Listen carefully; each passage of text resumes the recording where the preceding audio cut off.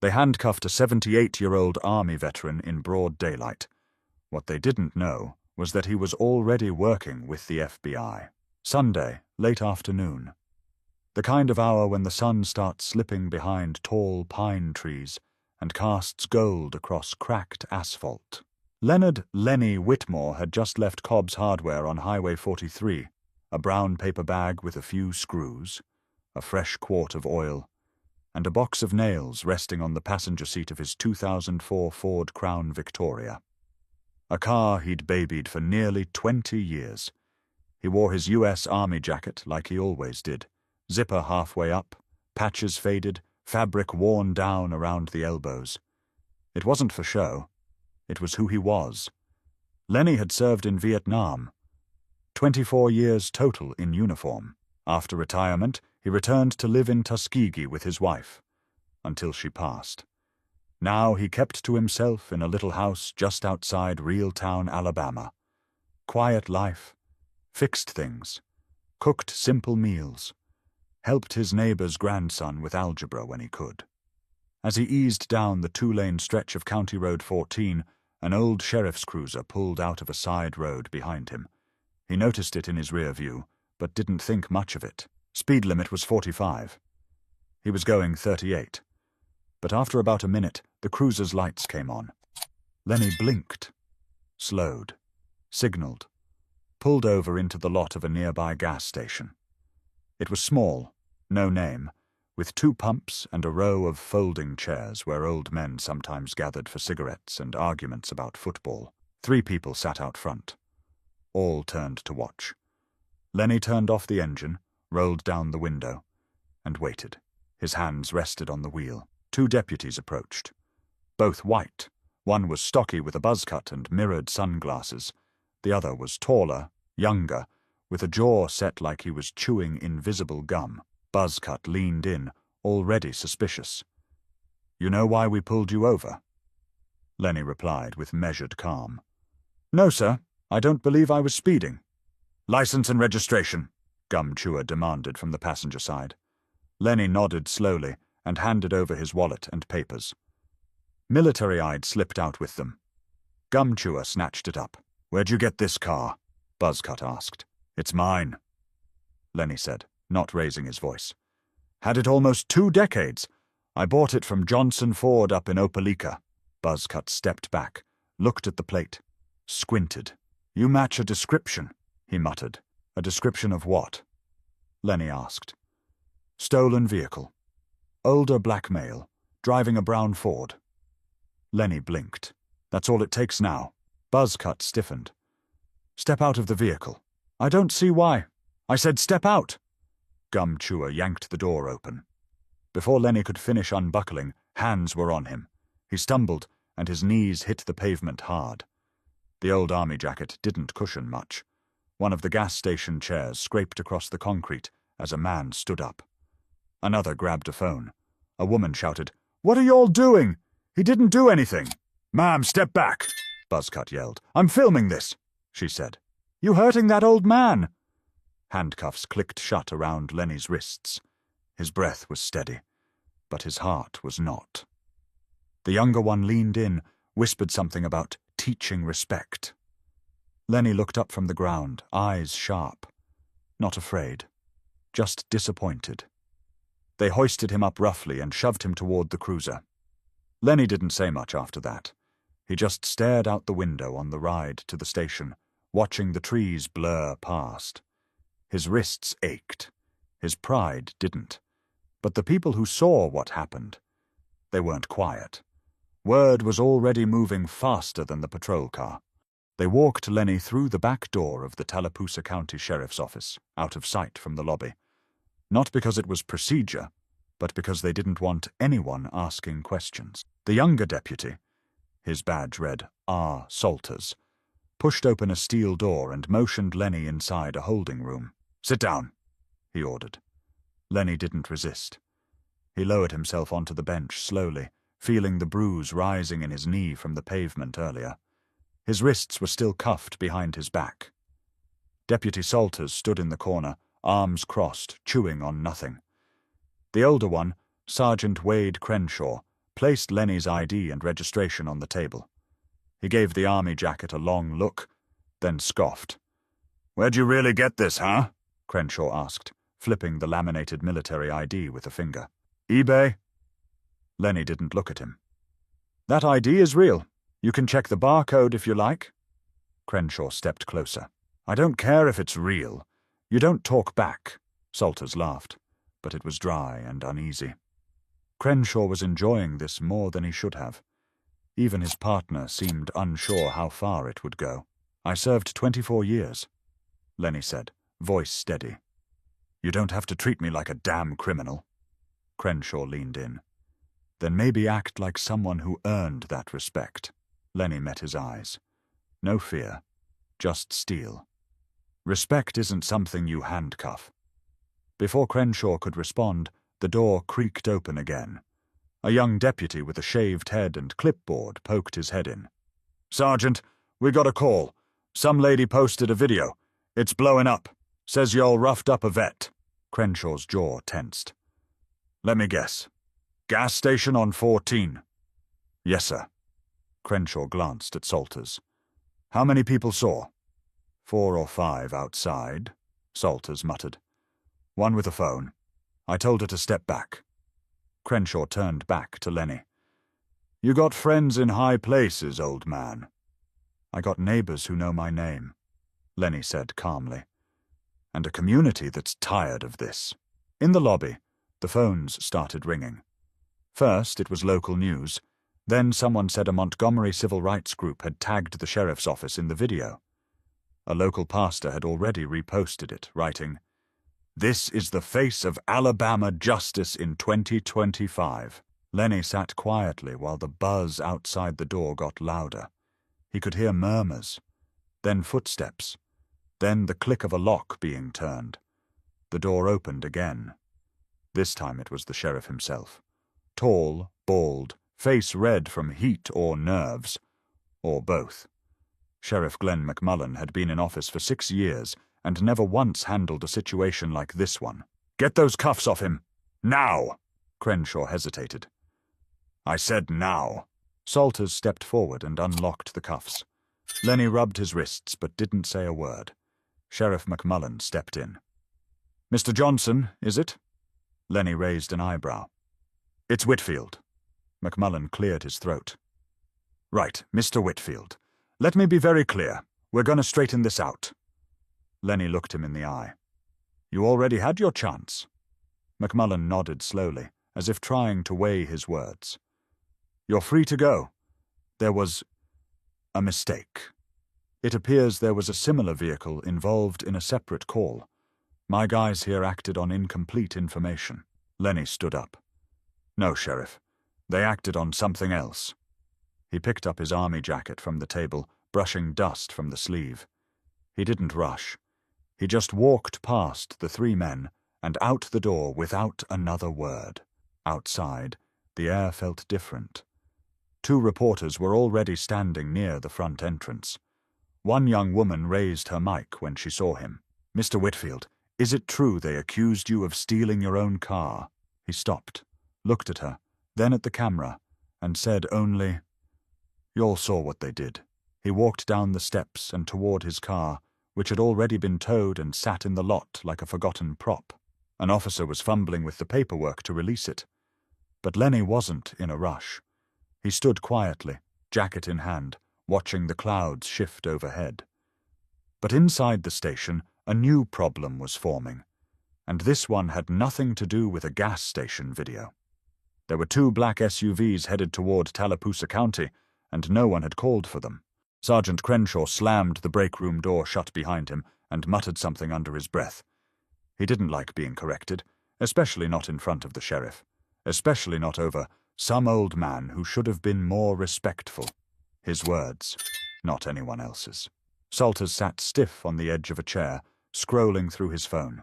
"The clip's at 30,000 views, he said, voice barely above a whisper. "And folks ain't happy." Crenshaw took a long sip of vending machine coffee. "It'll blow over. These things always do," but it wasn't blowing over. Outside the walls of the station, the story was picking up steam. One repost turned into 5. A national civil rights attorney tweeted it with the caption, "Vietnam vet, arrested like a dog." Alabama still hasn't learned. And it wasn't just Twitter. News vans from Montgomery and Birmingham were en route. The local Endobo ACP chapter had already contacted the mayor's office. In the holding area, Deputy Gray, one of the newer hires, walked past the window and froze mid-step. He leaned forward and stared out toward the front lot. Crenshaw? Salters? You'll need to see this." The two stepped out and followed Gray down the hall. Outside, just past the squad cars and the busted old station sign, 2 unmarked black SUVs had pulled in. Matte finish. Dark windows. Government plates. A tall man in a charcoal suit stepped out of the first vehicle. Another followed. Both looked like they hadn't driven a mile. They'd flown in. Suits crisp. Faces unreadable. "Feds," Salters muttered, swallowing. "How the hell they get here so fast?" Crenshaw whispered, suddenly aware of the sweat building on his neck. The agents moved with purpose. They didn't walk like people who were invited. The front desk deputy stood up fast, knocking over a coffee cup. The older agent flashed a badge. "Special Agent Donovan Reeves, Federal Civil Rights Division." The younger one did the same. "Agent Marquez, we're here to speak with your sheriff." Inside his office, McMullen looked like he'd aged 5 years in the last hour. He stood when the agents entered, but didn't offer a handshake. "We received footage and a full incident report regarding Leonard Whitfield," Agent Reeves began, calm but firm. "We need access to the arrest logs, cruiser cam footage, and all internal statements filed since the stop." McMullen blinked. "That's sealed unless you've got federal—" Reeves placed a folder on the desk. "You'll want to read that." McMullen opened it slowly. His eyes scanned the first page, and his jaw moved slightly. Tight, silent movements like he was chewing on regret. He looked up. "You're telling me he's, what, a witness?" "No," Marquez replied. "Mr. Whitfield is a cooperating party in an ongoing federal civil rights investigation involving several departments across 3 counties. That includes Tallapoosa."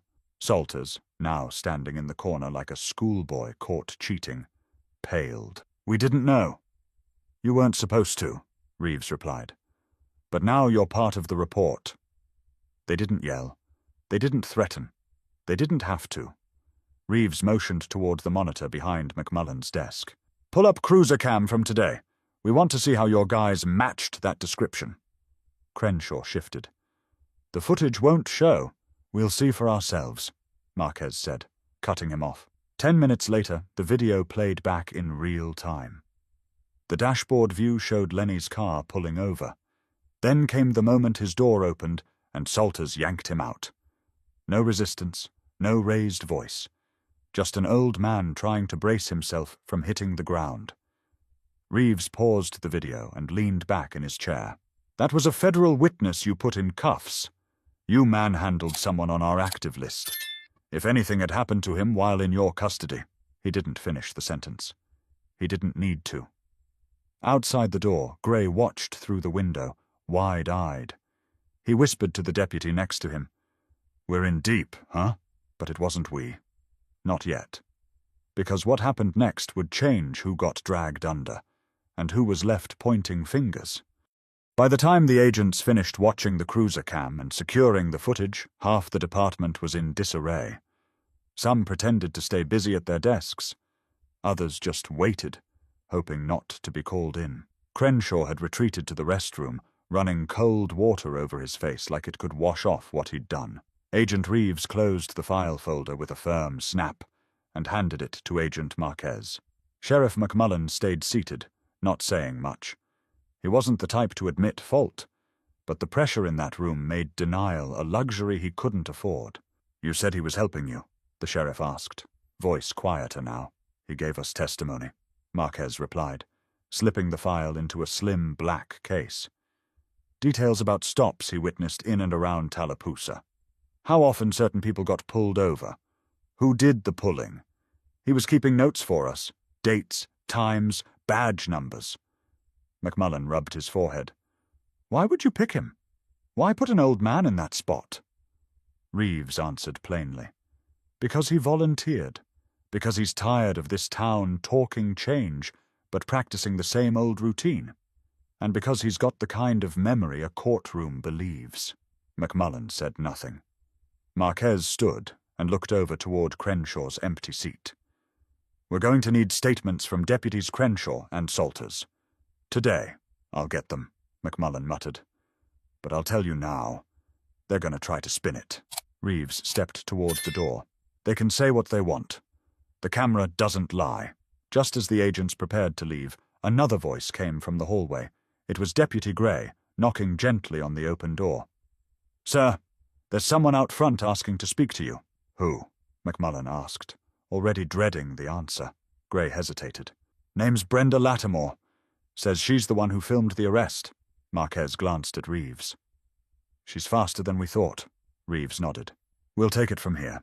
Brenda stood in the lobby, clutching her phone like a weapon. She was 45, worked nights at the local hospital, and had never had a reason to walk inside a sheriff's office before. But today wasn't about comfort. It was about conscience. Agent Reeves approached first. Miss Lattimore, she lifted her chin. You hear about Mr. Whitfield? Yes, ma'am. We saw your footage. We'd like to make a copy and take a brief statement if you're willing. Brenda looked past him, toward the glass where deputies stood, trying not to look like they were listening. He's a good man. I've known him for years. Always waved when he passed. Always helped folks. What they did to him? That's not law enforcement. That's bullying in uniform. We agree, Marquez said. She handed over her phone. It's already online, but I saved the full file. Didn't cut anything.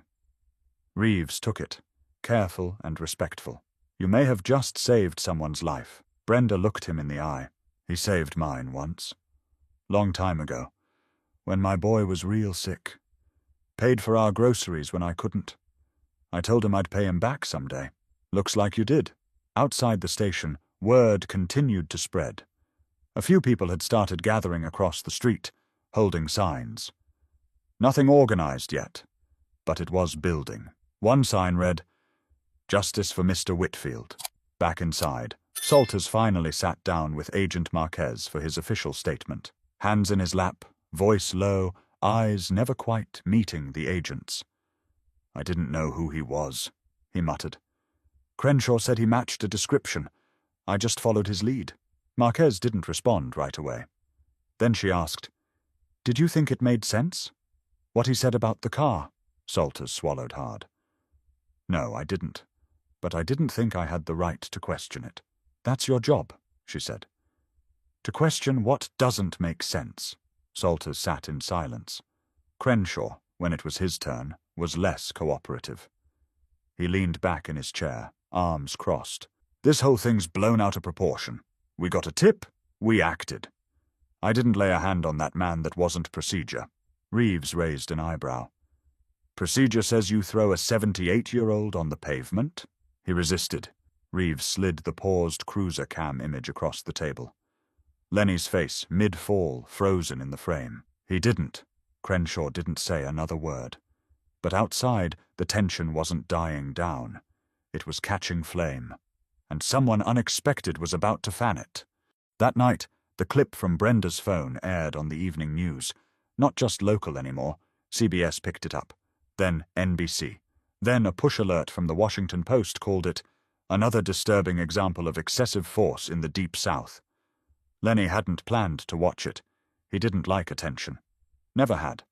But his neighbor's teenage son, Deshawn, ran over just after sunset.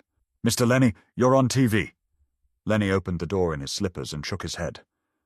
I didn't do nothing special. Deshawn insisted. No, for real. They talking about what happened.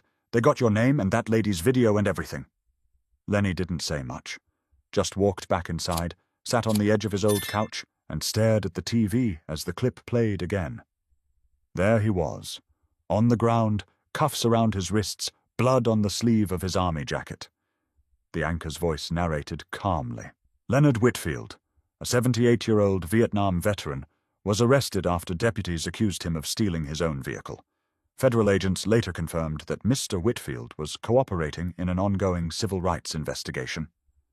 Deshawn sat next to him, wide-eyed. "You was working with the FBI?" Lenny turned the volume down. "They came to me. Wanted someone who remembered what this town used to be. Someone who's seen the same names doing the same things year after year. You never told nobody." "Wasn't supposed to." Outside Lenny's house, headlights slowed. A car idled for a moment, then rolled away. Second time that night. Lenny noticed, but didn't say a word. The next morning, Agent Reeves and Agent Marquez returned to the station, not for interviews this time, but to deliver notice. Crenshaw had been placed on immediate suspension. Salters was under internal review. Sheriff McMullen had agreed, reluctantly, to release a public statement. They read it at noon, just outside the station. Cameras lined the sidewalk. Brenda stood among the crowd. McMullen stepped up to the mic. "There was a failure in judgment, an error in action. Mr. Whitfield did not deserve to be treated the way he was. We're cooperating fully with federal investigators, and steps are being taken to ensure accountability." No apology, just a vague acknowledgement and some bureaucratic phrases. But the town saw through it. A voice from the crowd cut through the silence. "He's been here longer than you," another added. "If that was your granddaddy, would you call it a failure in judgment?" McMullen didn't respond, just walked back inside, head down. Later that week, a full timeline of the incident was published. It confirmed what the community suspected. Lenny was never part of any active suspect description. No car matching his had been reported stolen. Crenshaw made the call based on a vague tip that never matched the vehicle, the location, or the driver. What made it worse was the revelation from a source inside the department, a young deputy who came forward anonymously. He told federal investigators that Crenshaw had a long history of pulling over black drivers, especially elderly men. He'd say stuff like, "Old ones don't fight back," the deputy claimed. "Told us not to bother writing full reports. Just say they looked suspicious and move on." The department tried to do damage control, but the damage was done. People weren't just angry. They were done being quiet. Church groups organized a march. Veterans from nearby counties showed up in uniform to support Lenny. Dozens stood outside the sheriff's office, some holding signs, some in silent prayer. An old man even showed up with a folded flag and placed it on the station steps. It wasn't just about Lenny anymore. It was about every name they'd buried, every story no one believed, every bruise that healed in silence. Lenny didn't speak publicly during the protests. He stood near the back, arms folded, jacket on. Brenda stood beside him, camera still in hand. "You all right?" she asked. "I've been worse," he said. "But maybe they won't forget this one so fast." But one final push was coming, one that wouldn't come from the streets, or the agents, or even the media. It was going to come from Lenny himself. The sheriff's office tried to keep things quiet, but it was too late for that. The internet doesn't have a back button. Once people had seen Lenny thrown to the ground like trash, the conversation had shifted, and it wasn't going back. Within days, national outlets were circling. Podcasts debated the footage. One panel on a morning talk show brought in a retired military colonel who broke down in tears on live TV, saying, "We're watching our elders, our soldiers, our teachers, treated like criminals by people who should be protecting them." Lenny's name was now in the mouths of strangers. People he didn't know wrote him letters. Some thanked him for standing tall. Some sent photos of their grandfathers who'd served in Vietnam, Korea, even Iraq. Others just said, "I'm sorry. We saw what they did to you. You didn't deserve that." At the department, the air was thick. Salters stopped coming in altogether. Officially, he was on leave. Unofficially, he was hiding. Word got out that he'd tried to get ahead of the story, told Internal Affairs he didn't agree with how Crenshaw handled the arrest. But the footage said otherwise. He stood there, watched, helped. Crenshaw, meanwhile, lawyered up. He wasn't suspended anymore. He was fired. No ceremony, no send-off. Just a letter and a warning that he might face federal charges. Sheriff McMullen called a press conference to try and get ahead of the storm. It didn't go well. He stood behind the podium, Shirt collar stiff, tie too tight.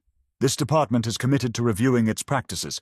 We take these matters seriously and will conduct internal audits and retraining sessions moving forward.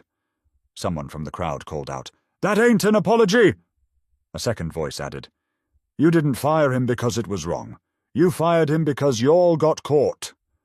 McMullen looked like he wanted the ground to open up and swallow him whole.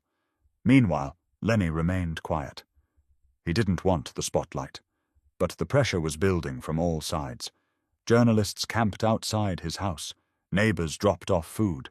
Local pastors stopped by to offer prayer, solidarity, and quiet thanks. Finally, after a week of silence, Lenny agreed to speak.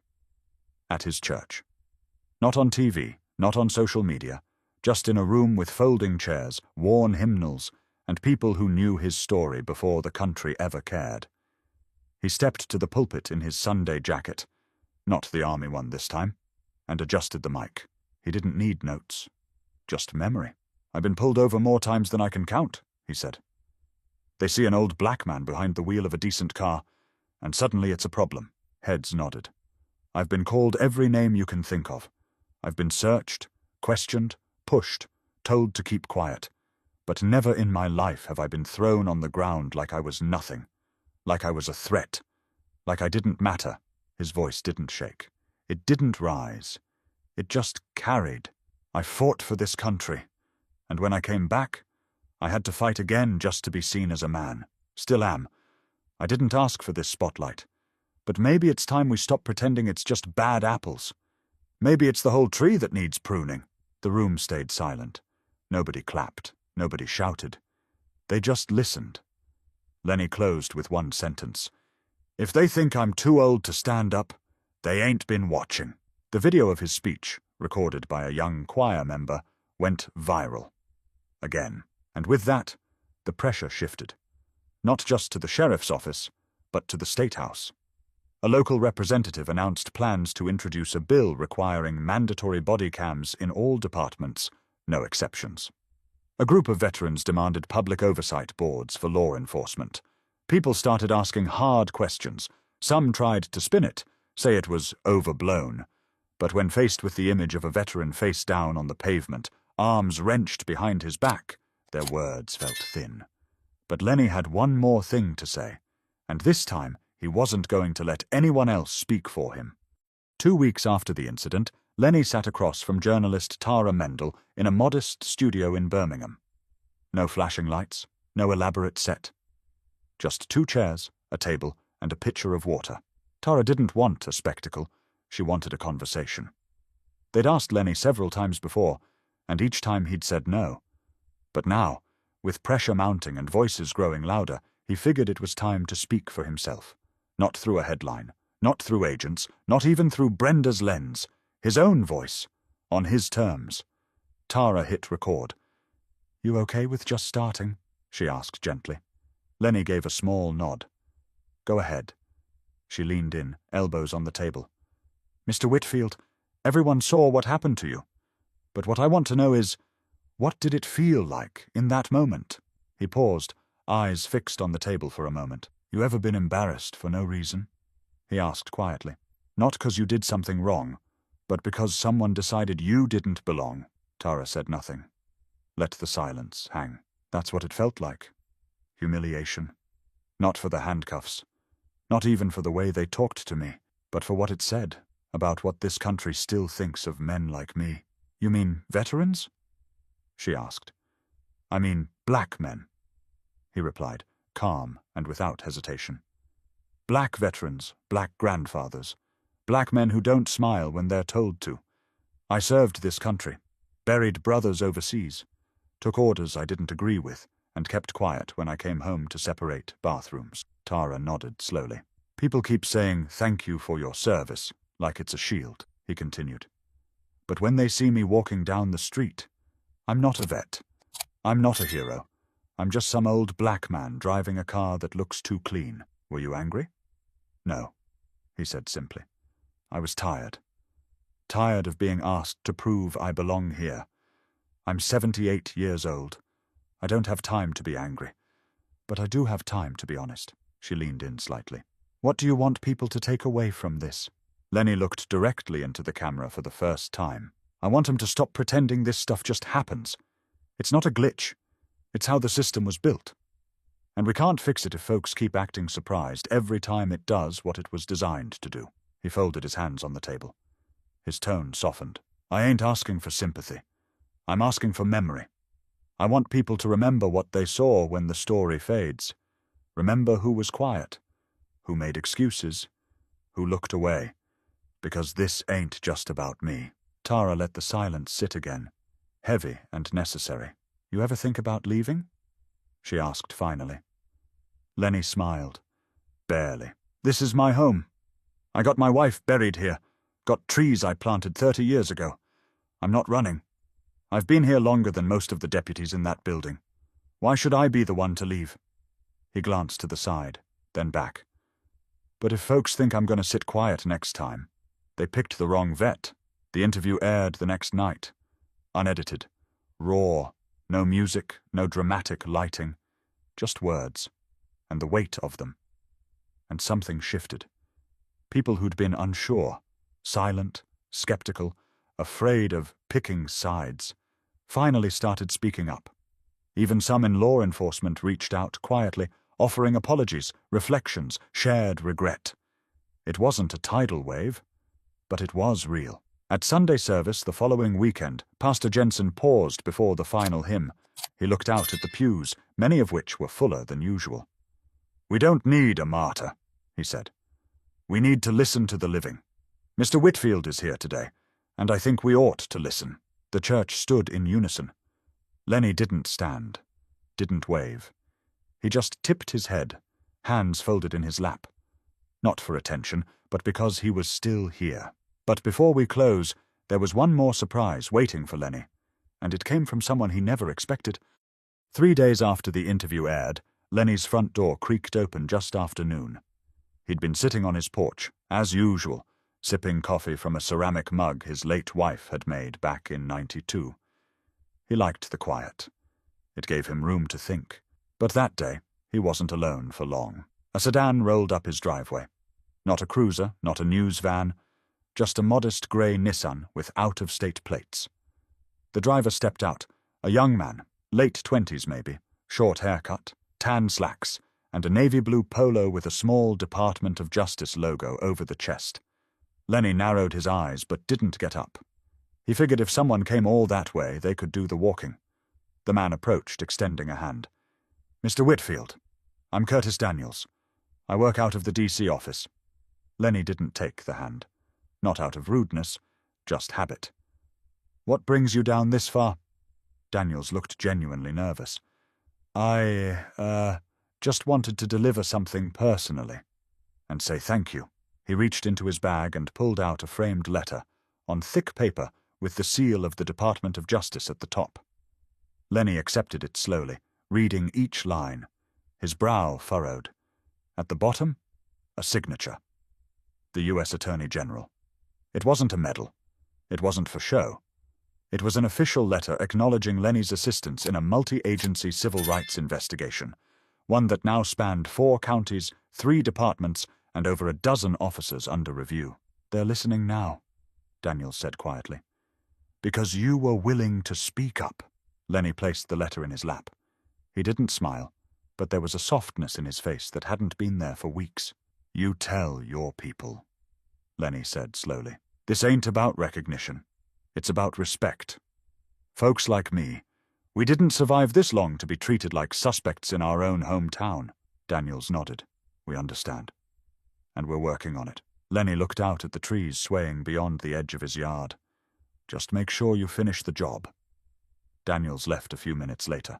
Lenny sat there another hour. The next morning, he mailed the letter to his niece in Ohio, told her to keep it safe. I don't need it on the wall, he wrote in a note. I need it to mean something. That weekend, the town of Reeltown held a small gathering in the park. No banners, no cameras, just folks. Brenda brought lemonade. Pastor Jensen said a few words. A little boy gave Lenny a handmade card that read, Thank you for not giving up. Lenny stood under the shade of a pecan tree and looked around. There was laughter, conversation. faces he hadn't seen in years. "You think it's really changing?" Brenda asked, stepping beside him. Lenny shrugged. "Change don't come in waves, comes in drops. You don't see it right away. But over time the bucket fills." She smiled. "I'll take that." He turned to her. "You the reason this started rolling, you know. You stood up when it counted." Brenda laughed. "You kidding? I was shaking the whole time. Thought they were going to take my phone and run me off. But you didn't run." Neither of them said anything for a while after that. As the sun dipped low, casting gold across the park grass, Lenny sat on a bench and watched kids toss a football. A young mother helped her daughter fix a twisted braid. Two teens debated which soda tasted better. And for once, nobody was staring at him. Nobody was asking questions. Just living. And maybe that's what he'd fought for all along. Not praise, not awards, just a world where he could sit in peace and not have to prove himself to anyone. That night, as he folded his army jacket and placed it on the chair by the door, Lenny looked at the empty spot on the wall where the letter could have gone. Then he glanced out the window, nodded once to the dark sky, and turned out the light. Some stories end quietly, but they still echo. Lenny's wasn't just a story about what happened, it was about what shouldn't keep happening. And maybe, if we're listening, this time we won't forget so fast. If this story moved you, take a second to subscribe and share it with someone who needs to hear it. Let's keep this conversation going, for Lenny, and for every voice that still hasn't been heard.